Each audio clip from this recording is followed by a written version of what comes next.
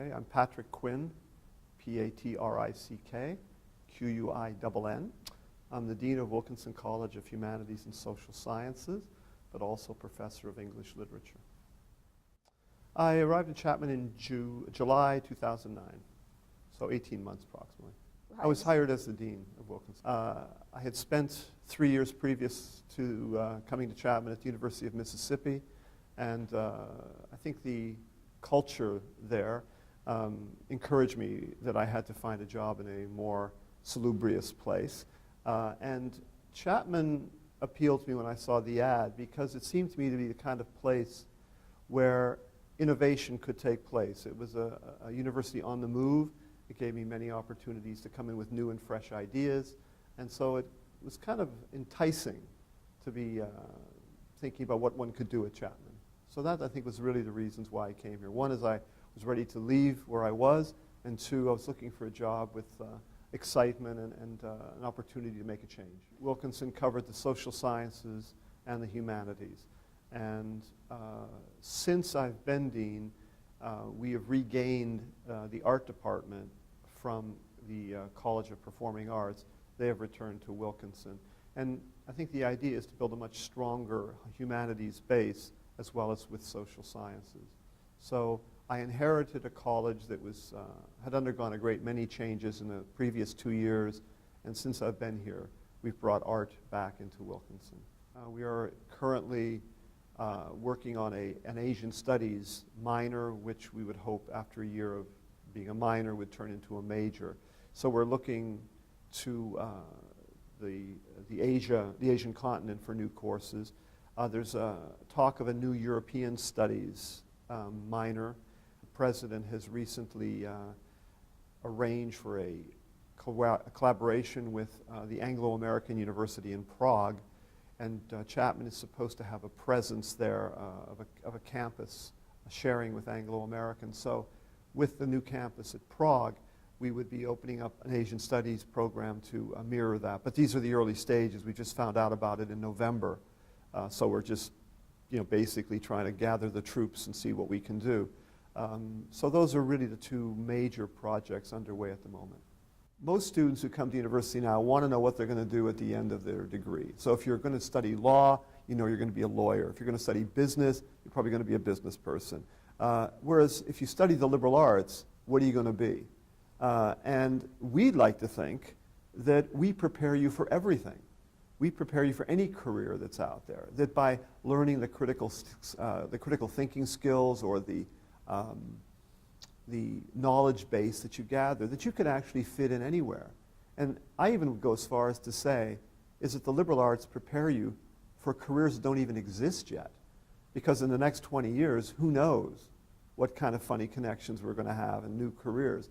So by allowing you to be a culturally active, an intellectually active, and a critically thinking active person, we prepare you for really everything that's out there.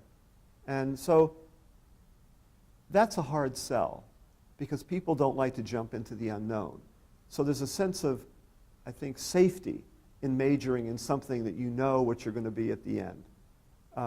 But in the liberal arts, it's a crapshoot. You really don't know what's awaiting for you. So I think we haven't seen a great swelling of the liberal arts.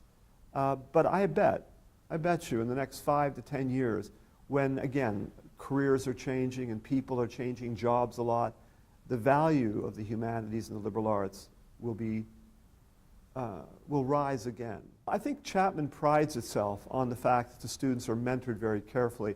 I mean, I just came from a state institution, as I mentioned, the University of Mississippi. And I had to think that sometimes our students there were being treated like cattle, that they were just numbers in a big classroom. And many times, it wasn't until the 3rd or 4th year that a student actually was taught by a professor.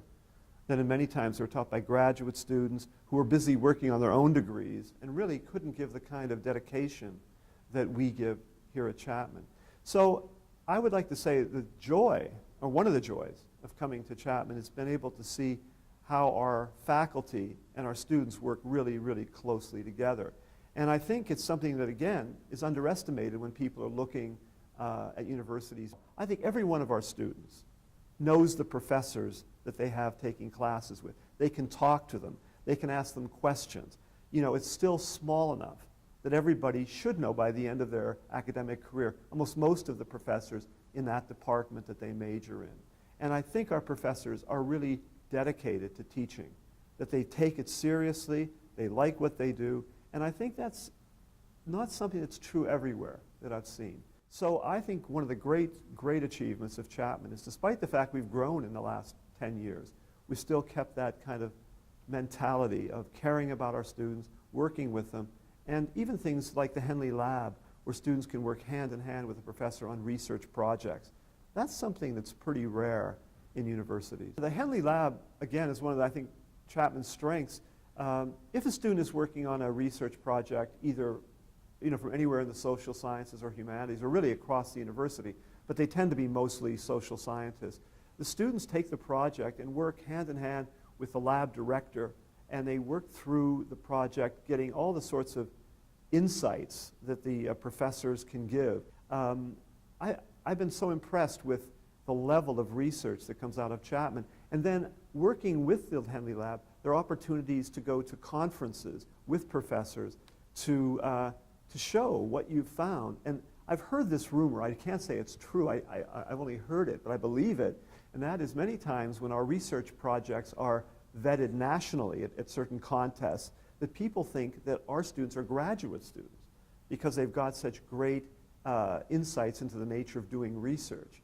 And then when they find out they're undergraduate students, the other universities are very surprised that we're competing at the level we are.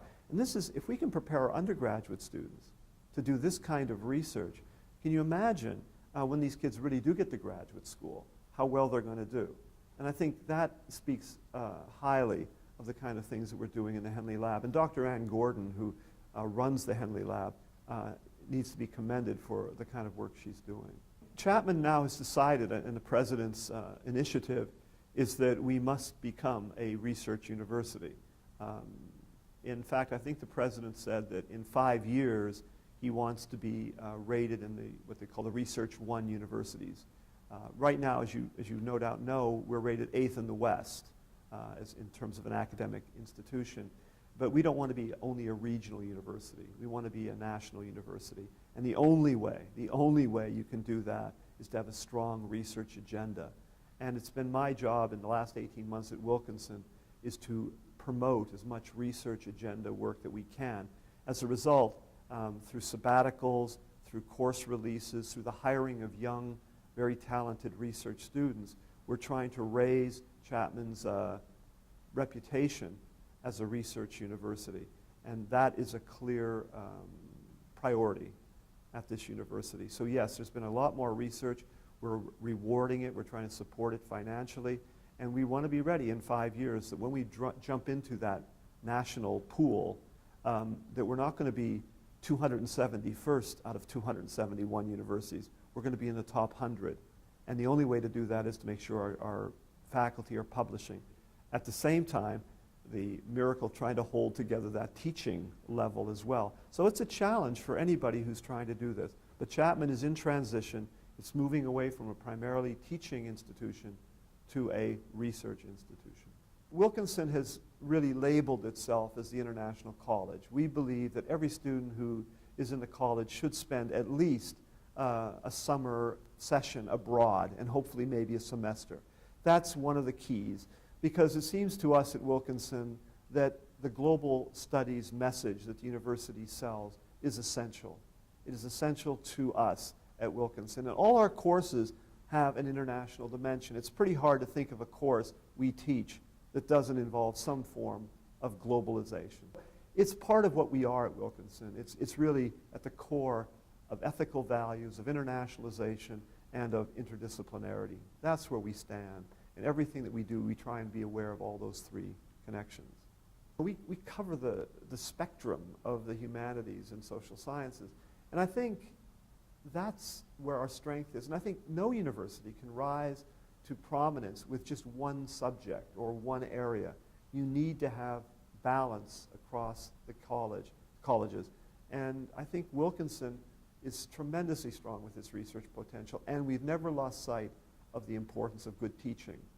And I think that balance that we have, strong research diversity and good teaching, I don't think you can find many colleges on this campus that can claim that kind of balance that we have.